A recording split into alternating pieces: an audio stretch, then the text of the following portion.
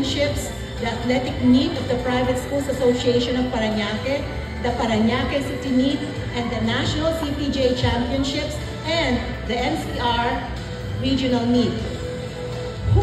Okay.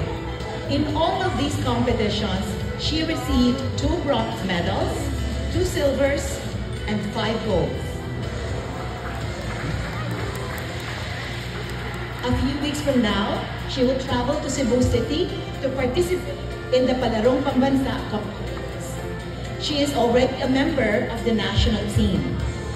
Her dream is to compete at the ASEAN Games and maybe even beyond. We believe that sports involvement plays a vital role, the enhancement of special skills, and demonstrates leadership, ability, and character.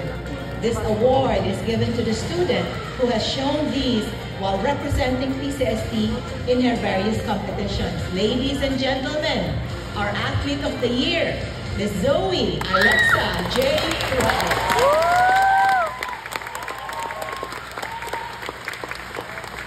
I would ask her to demonstrate her kick, but she is in Filipiniana, so hindi pwede.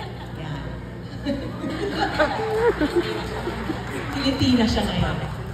Binibining Pilipina. Congratulations po, Mr. and Ms. Croox, for taking her to everything. Center for Educational Measurement Awards, or